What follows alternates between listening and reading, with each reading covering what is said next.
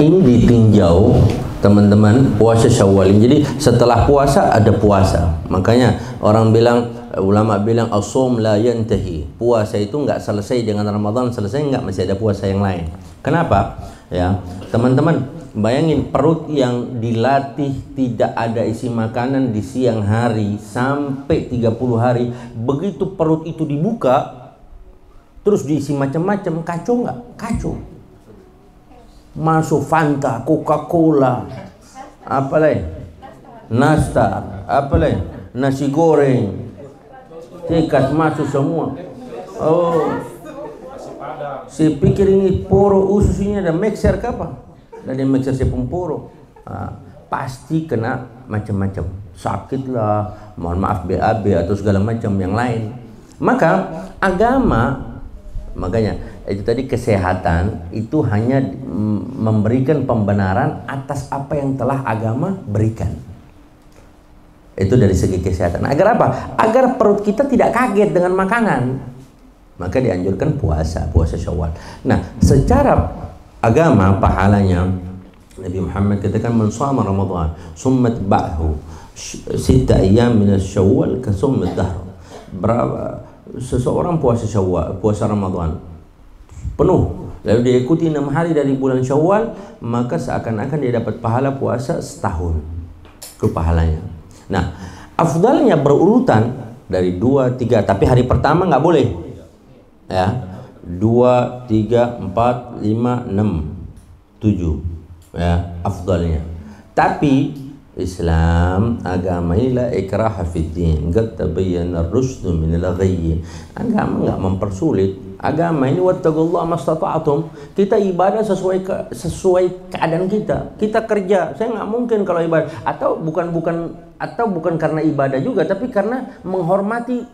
Saya mau bertamu nih. Ini karena Lebaran hari kedua saya bertamu. Udah datang kayak minal aidin ke rumah-rumah orang-orang begitu, salaman apa, dibuat kopi, dibuat teh. Maaf, saya lagi puasa. Orang rumah bilang, kalau puasa jangan datang. Nah, contoh begitu, menghargai orang. Gitu. Di antara amal yang baik adalah idkhalus surur ala qalbil mu'min, memberikan kebaikan kepada hati orang lain. Datang di orang perumah baru mau makan puasa, mau setuju saya jago ibadah. Bisa jadi ria, nggak perlu. Jadi berurutan bisa, tapi berurutan syaratnya saya jangan keluar rumah dulu. Saya keluar waktu malam, mau pergi pasiar malam. Tapi jangan sih pasiar sore siang. Maaf, beta ada puasa. Beta kalau pegang main betok sih. Jangan datang. Gitu, contoh kecil ya. Itu ibadah, sembunyikan antara engkau dan Tuhanmu. Jangan kau tampakkan itu ibadah. Buat apa sih? Hanya dia orang ini orang baik, orang soleh. Enggak. Sembunyikan itu ibadah. Tutup itu rapat-rapat. Begitu. Nah, afdalnya berurutan, tapi konsekuensinya itu boleh tidak berurutan, ya itu boleh juga, nggak ada masalah. Tetapi itu bukan sesuatu yang afdal, ya. Jadi tinggal ikut ketemu, pilih yang mana, begitu aja. Oke? Ya, ada lagi?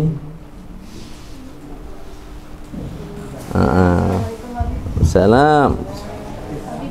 Bertanya tentang perbedaan waktu puasa di berbagai belahan negara. Kan itu perbedaannya karena mungkin jumlah waktu atau perbedaan bulan atau metode penentuan.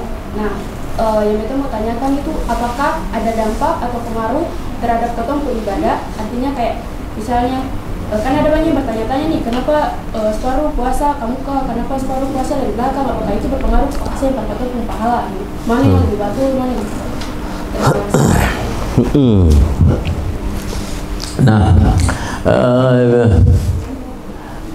memang peredaran matahari dan bulan itu mempengaruhi, ya, mempengaruhi daripada waktu untuk bulan tersebut. Nggak harus bulan puasa, bulan-bulan yang lain. Awal bulan aja kita menentukannya, orang-orang dulu melihat dari hilal. Tapi sekarang dengan teknologi canggih, mereka ada teleskop atau segala macam yang bisa melihat.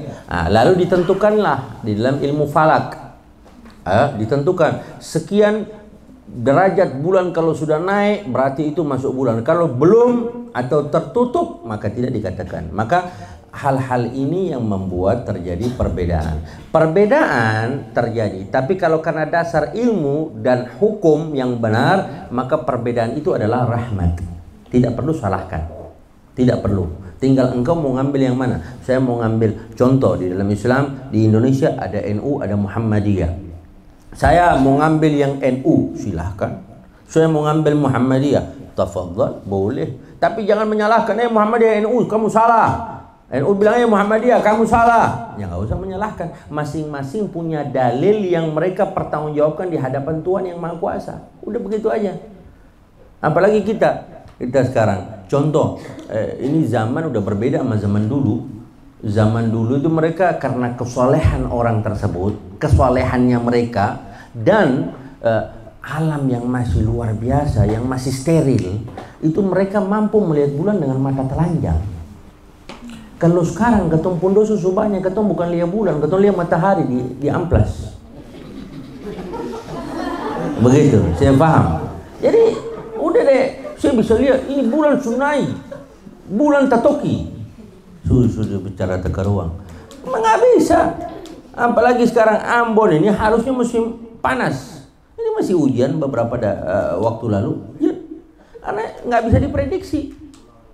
Makanya dilihatlah, ini keton di beberapa kampung ini karena bulan Tatoki di matahari, lalu puasa begini.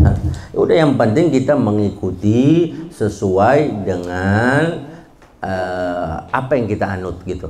Misalkan kita ada pemerintah kan, ikuti pemerintah, selesai. Jadi kalau itu jadi dosa, ya mereka yang nanggung. Kalau itu salah, kalau itu yang benar, ya kita juga dapat pahala, mereka juga dapat pahala, begitu. Tapi jangan kita lakukan atas dasar diri kita pribadi, itu yang salah. Ini puasa dong, teka ruang dong, belum puasa dong, tunggu dong, semua neraka semua. Kayak usia panitia, saya tahu gitu. Nah, nanti malaikat dapat sih dia curus juga mungkin, begitu. Makanya apalagi kita sadarlah, saya nggak ada ilmu, saya itu ada harus ilmu astronomi, ilmu perbintangan, ilmu alam, ilmu ini, ilmu itu, ilmu falak, ilmu hisab, ilmu hitung-hitungan. Nggak gampang. Maka serahkan kepada ahlinya. Kalau satu perkara diberikan kepada yang bukan ahlinya, fantadhirus saah, tunggu kehancuran. Suruh lihat puasa tapi orang apa namanya, dokter saya suruh lihat bintang bulan untuk menentukan puasa. Itu saya nyambung, dia bisa lihat apa? Dia lihat ada bakteri.